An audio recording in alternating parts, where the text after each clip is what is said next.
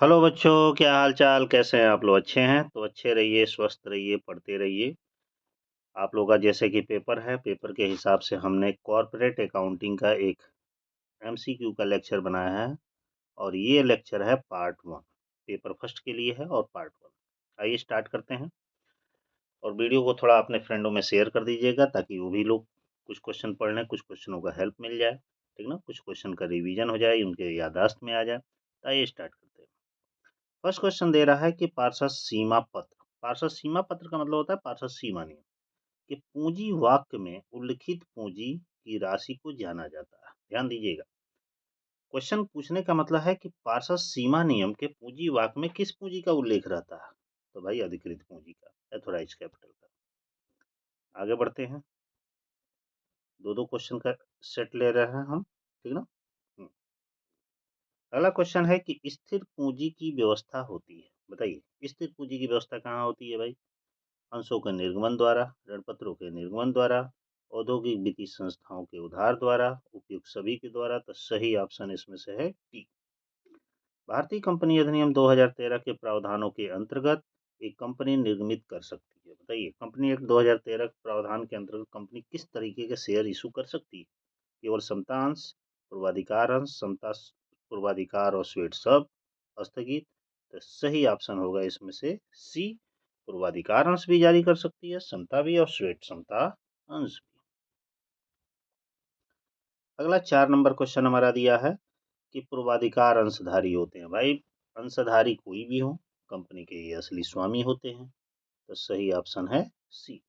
ऋण पत्र होते हैं। भाई, ऋण पत्र वाहक, बंधक, सौदे, ये सब ऋण पत्र के प्रकार है, तो सभी प्रकार के होते हैं, अर्थात ऑप्शन है डी। अगला है 6 नंबर क्वेश्चन कि ऋण पत्रधारी होते हैं। भाई, ऋण पत्रधारी एक शब्द में याद रखिएगा, कंपनी के लेनदार होते हैं, ठीक है। आगे बढ़ते हैं। अगला दे रहा है नौ मांगे गए लाभांश। नौ मांगे गए लाभांश चिट्ठे में दायित्व के अंतर्गत किस मद में दर्शाते हैं? नौ मांगे गए लाभांश को आर्थिक चिट्ठे के लायबिलिटी साइड में किस शीर्षक के अंतर्गत हम दिखाते हैं? तो सही ऑप्शन है अनक्लेम। जो डिविडेंड होता है वो चालू दायित्व होता है। अगला, बोनस अंशों का निर्गमन हो सकता है। बताइए, बोनस अंशों का निर्गमन कैसे किया जाता है?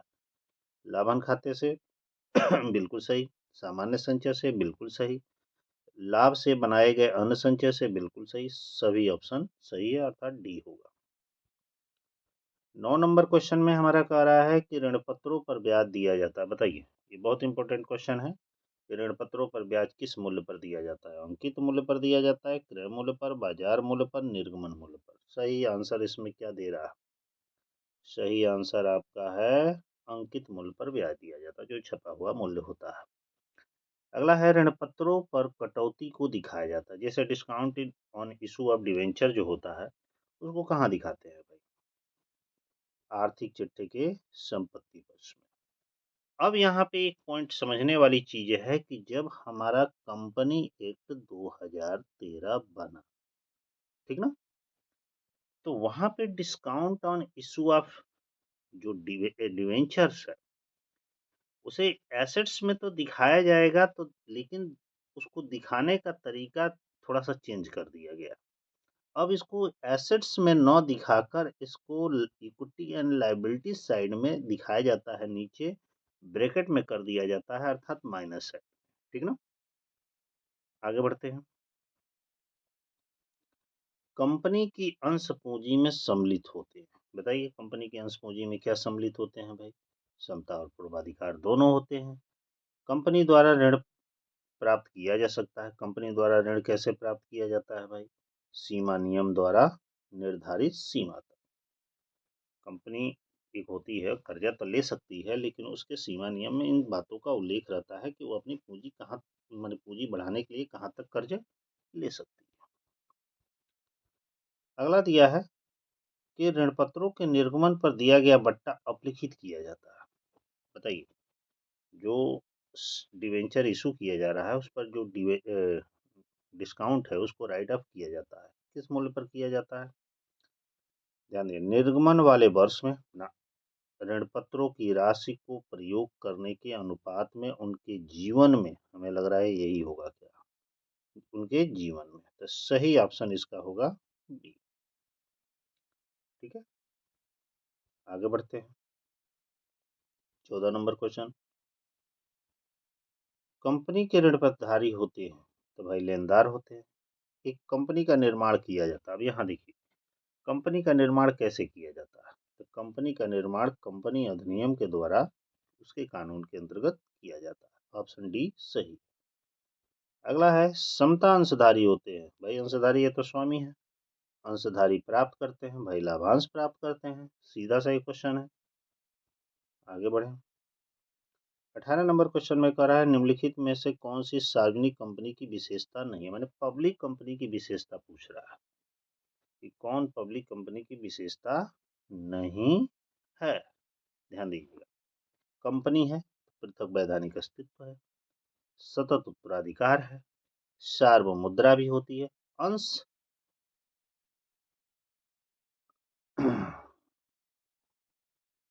भाई ये तो क्वेश्चन कुछ गलत लग रहा है। देखिएगा 18 नंबर जो क्वेश्चन है कौन सी सार्वजनिक कंपनी की विशेषता नहीं है, तो विशेषता ये भी है, विशेषता ये भी है, विशेषता ये भी है। देखिएगा इसमें ये सही ऑप्शन यहाँ पे देखिएगा, हिंदी बहुत टिप्पल है, अनंतरणीय लिखा है। अनंतरणीय मतलब जिसके अंशों का हस्तांतरण न किया जा सके, ये गलत है। हस्तांतरण तो किया जा सकता है। तो ये तीनों ऑप्शन सही हैं, ये गलत है, सी ऑप्शन सही होगा। अगला दे रहा है कि सरकारी कंपनी वह है जिसमें 51% अथवा अधिक दत्त पूंजी होती है। मतलब सरकारी कंपनी उस कंपनी को कहा जाता है जिसके पास कम से कम 51% शेयर गवर्नमेंट के पास हो। तो क्वेश्चन में पूछा जा रहा है किस गवर्नमेंट के पास। संयुक्त रूप से भी हो सकता है, केंद्र या राज्य सरकार किसी के भी पास हो सकता है। ऑप्शन सी सही। अगला है क्वेश्चन पूछा जा रहा है कि एक कृत्रिम वैधानिक व्यक्ति है। तो कृत्रिम मतलब एक कंपनी, यहाँ पे फिलिंग दो जो ब्लैंक्स दिया गया है, तो यहाँ पे होगा एक कंपनी कृत्रिम वैधानिक व्यक्ति है जिसका अविच्छिन्न उत्तराधिकार होता है। यहाँ पे दिया है इसका अविच्छिन्न क्रमबद्धता एवं सर्वमान्य मुद्रा के साथ कानून द्वारा निर्माण होता है। तो किसका होता है, कंपनी का होता है। देखिए क्वेश्चन कितना घुमा कर दिया है। अगला है ऋण पत्रों का निर्गमन किया जाता है। तो भाई ऋण पत्रों का निर्गमन किस मूल्य पर किया जाता है, किसी भी मूल्य पर किया जा सकता है। ठीक है, ऑप्शन डी सही है। 22 नंबर क्वेश्चन में कह रहा है कि ऋण पत्रों के निर्गमन पर बट्टे की राशि समायोजित की जाती है। जब ऋण पत्रों को डिस्काउंट पे इशू किया जाता है तो बट्टे की राशि कहाँ समायोजित की जाती है। तो बता दें पूंजी लाभ से भी कर सकते हैं, पूंजी संचय से भी कर सकते हैं, लाभन खाते से भी कर सकते हैं, उपयुक्त सभी। ऑप्शन डी सही। कंपनी के सदस्यों का दायित्व क्या होता है, भाई सीमित होता है, एकदम सिंपल क्वेश्चन है। अगला है ऐसा अधिमान अंश जिसका यह अधिकार होता है कि वह समता अंश धारकों को लाभांश देने के बाद बचे हुए लाभों में से हिस्सा ले सके उन्हें कहते हैं। अब देखिए ऐसा अधिमान अंश जिसका यह अधिकार है कि वह समता अंश धारकों को लाभांश देने के बाद बचे लाभों में हिस्सा लेने का अधिकार है, तो ये किस तरीके के अंश कहलाते हैं। तो 24 नंबर क्वेश्चन में देखिएगा परिवर्तनशील अधिमानांश, संचयी अधिमानांश, सहभागी अधिमानांश, उपयुक्त सभी। तो सही ऑप्शन इसमें होगा सी ऑप्शन। क्या होगा, सी ऑप्शन सहभागी अधिमानांश। अगला है कि अंश पूंजी की वास्तविक प्राप्त राशि है। अंश पूंजी की वास्तविक प्राप्त राशि क्या है, निगमित पूंजी, आवेदित प्राप्त पूंजी राशि, चुकता पूंजी, प्राथित पूंजी। ध्यान दीजिएगा शेयर जब इशू किया जा रहा है तो उसका एक्चुअल जो पैसा मिलता है वो उसको किस नाम से जानते हैं, जो शेयर होल्डर पे करते हैं मैंने भुगतान करते हैं तो उसी नाम से जाना जाता है, इसीलिए इसको चुकता पूंजी कहा जाता है। अगला है 26 नंबर क्वेश्चन कि अपरिवर्तनशील ऋण पत्रों को क्या कहा जाता है। अपरिवर्तनशील ऋण पत्रों को किस नाम से जाना जाता है भाई, ऋण पूंजी के नाम से। अगला अपरिवर्तन अपरिवर्तनीय ऋण पत्र सम्मिलित होते हैं। अपरिवर्तनीय ऋण पत्र किसमें सम्मिलित होते हैं भाई, तो सीधे ऋण पूंजी में ये पिछले से ही रिलेटेड है। ऋण पत्रों का शोधन किया जाता है तो भाई सभी मूल्यों पर किया जाता है शोधन। अगला है 29 नंबर कि अंशों के निर्गमन पर प्रीमियम का निर्धारण निम्नलिखित के द्वारा किया जाता है। तो जब अंश का निर्गमन किया जाता है तो प्रीमियम का निर्धारण किस बेस पे किया जाता है भाई? निर्गमित करने वाली कंपनी निर्धारित करती है कि प्रीमियम पे इशू किया जाए कि किस पर किया जाए। 30 नंबर क्वेश्चन है कि ऋण पत्र प्रदर्शित करते हैं। ऋण पत्र क्या प्रदर्शित करते हैं? कंपनी में अंशधारियों द्वारा किए गए विनियोग को प्रदर्शित करते हैं। ऑप्शन बी सही। 21 नंबर क्वेश्चन कह रहा है कि ऋण पत्रों के निर्गमन पर बट्टा है। ऋण पत्रों के निर्गमन पर बट्टा क्या है? एक पूंजीगत हानि है। ऋण पत्रों का प्रीमियम एवं शोधन खाता होता है। ऋण पत्रों का प्रीमियम एवं शोधन खाता कौन सा खाता होता है? तो भाई नाम मात्र का खाता होता है, ठीक ना। कौन सा खाता होता है? ऋण पत्रों का प्रीमियम पर शोधन, कोई भी कटौती डिस्काउंट होगा तो कौन सा खाता होगा? नाम मात्र का खाता। अगला, ऋण पत्रों के अधिमूल्य प्रीमियम की राशि का उपयोग किया जाता है। मतलब डिवेंचर जब प्रीमियम पर इशू किया जाता है उस राशि का उपयोग किस कार्य के लिए किया जाता है? क्वेश्चन पूछा जा रहा है। पूंजीगत हानियों को समाप्त करने के लिए किया जाता है। पहला ही ऑप्शन सही। दो तो नीचे है,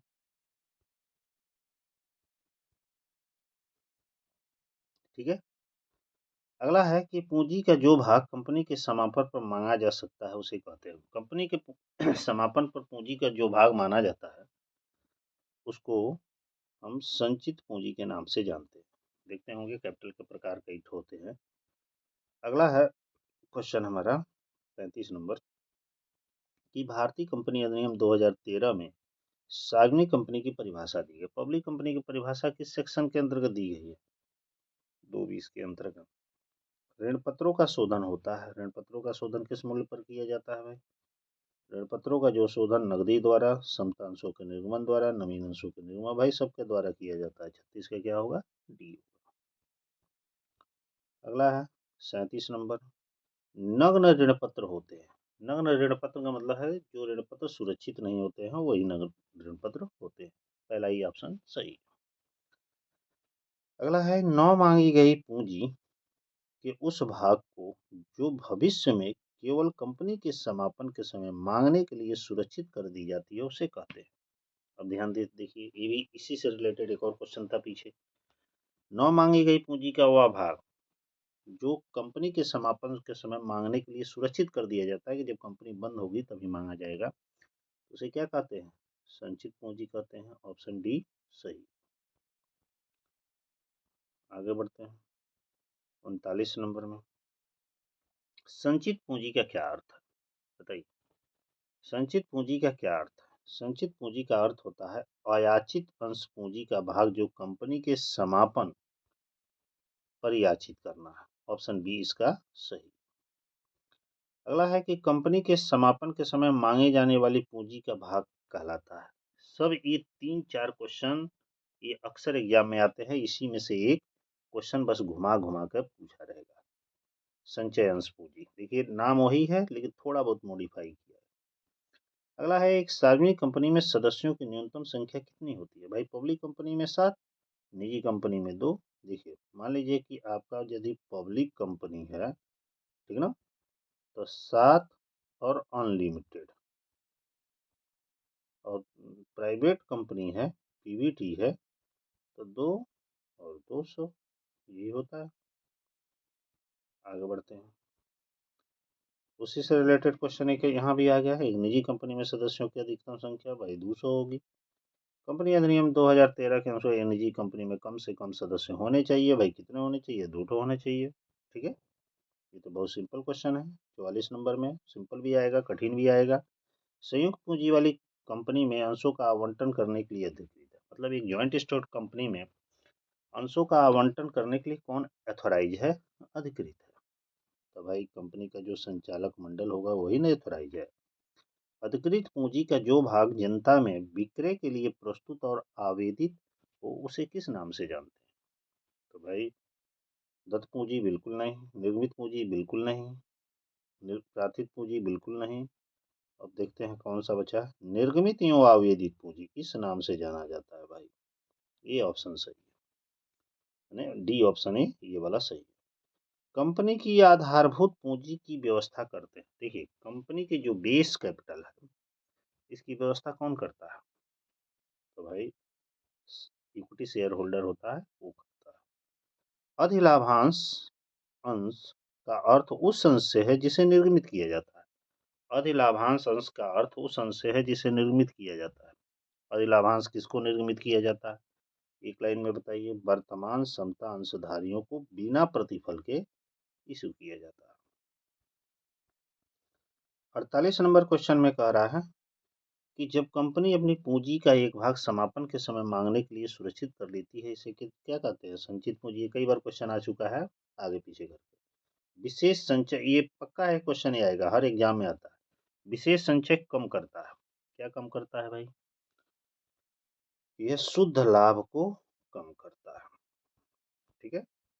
और लास्ट क्वेश्चन हमारा दे रहा है 50 नंबर। विभाज्य लाभ कहलाता है। विभाजन लाभ को ही विभाज्य लाभ कहा जाता है। ये कौन सा लाभ होता है? कर के पश्चात का जो शुद्ध लाभ होता है वही विभाज्य लाभ होता है। इस तरह 50 क्वेश्चन का ये सीरीज कंप्लीट